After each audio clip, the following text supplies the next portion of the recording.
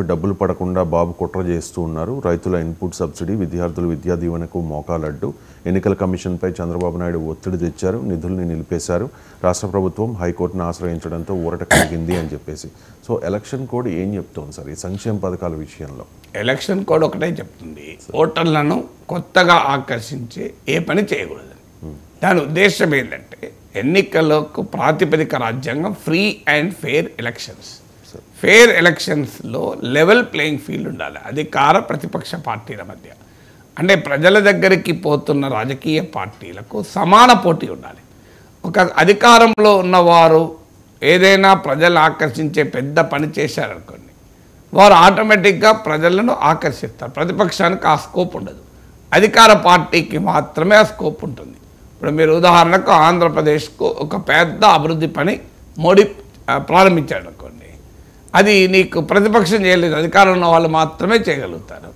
So అధికారంలో ఉన్న వారికి అదనపు అడ్వాంటేజ్ ఉండకూడదు. ఎందుకంటే రాజకీయ పోటీ ఎన్నికల్లో అధికార పార్టీ అయినా ప్రతిపక్ష పార్టీ అయినా సమాన ప్రాతిపదిక పైన పోటీ చేయాలి. అది ఫ్రీ అండ్ ఫెయిర్ ఎలక్షన్స్. ఆ ఫ్రీ అండ్ ఫెయిర్ ఎలక్షన్ కోసం మోడల్ కోడ్ ఆఫ్ కండక్ట్ ఏమంటుందంటే అధికార పార్టీకి అదనపు ప్రయోజనము కలిగించే ఏ పని చేయకూడదు, కొత్తగా ఓటర్లను ఆకర్షించేటువంటి పని చేయకూడదు. కానీ ఆన్గోయింగ్ స్కీమ్స్ ఉంటాయి, ఆన్గోయింగ్ స్కీమ్స్కు ఏ రకమైన అడ్డంకి ఉండకూడదు. ఇది బేసిక్ ప్రిన్సిపల్. ఇప్పుడు పెన్షన్స్ ఉన్నాయి, 5 ఏళ్ళ నుంచి 10 ఏళ్ళ నుంచి ఎవ్రీ మంత్ పడుతున్నదే కదా, నువ్వు కొత్తగా ఆకర్షించేది ఏమీ లేదు కదా. అలా అంటే ప్రభుత్వ ఉద్యోగులకు కూడా మోడల్ కోడ్లో జీతాలు పడద్దు, ప్రభుత్వ ఉద్యోగాలకు జీతాలు పడ్డాయి కనుక ప్రభుత్వానికి అనుకూలంగా ఉంటారని అనలేం కదా.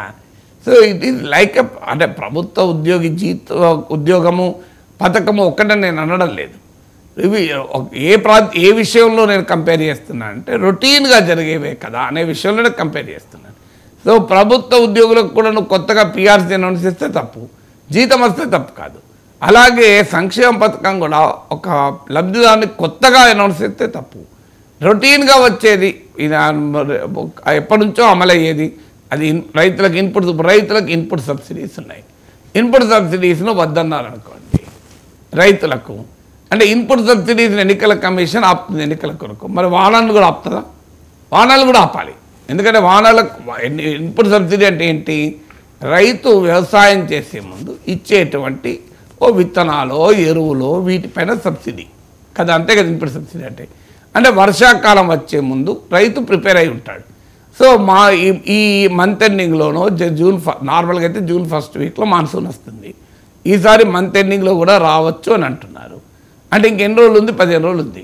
అందువల్ల ఎన్నికల కమిషన్కి నా సలహా ఏంటంటే మీరు ఇన్పుట్ సబ్సిడీస్ ఆపినప్పుడు వర్షాలు కూడా ఆపండి, పని అయిపోతుంది కదా.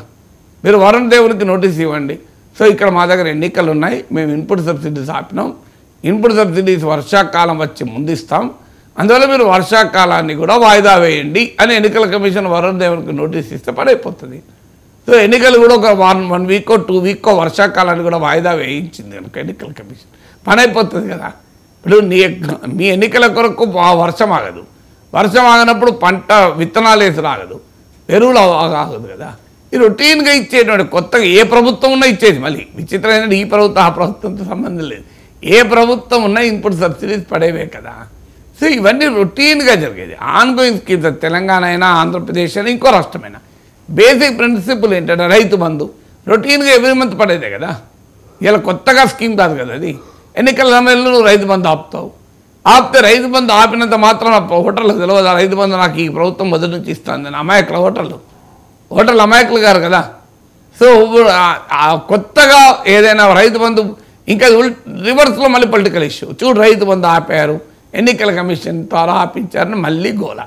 అసలు ఎన్నికల కమిషన్ కాస్తంత సెన్సిటివిటీని, కామన్ సెన్స్ను ప్రదర్శించి వాట్ ఈజ్ బేసిక్ థింగ్ ఒకటే, is it ongoing scheme or new scheme, it is an ongoing policy or new policy.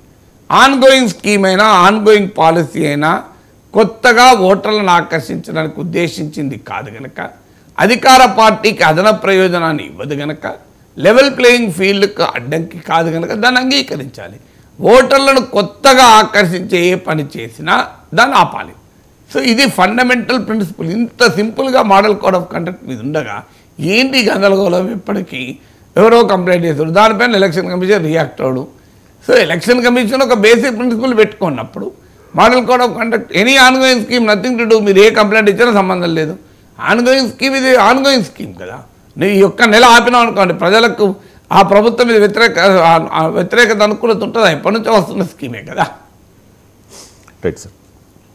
దేశంలో చాలా రాష్ట్రాలు కులగణన చేయడానికి రెడీ అవుతున్నాయి సార్. చాలా రాష్ట్రాలు కులగణన కూడా జరుగుతోంది. కానీ మోదీ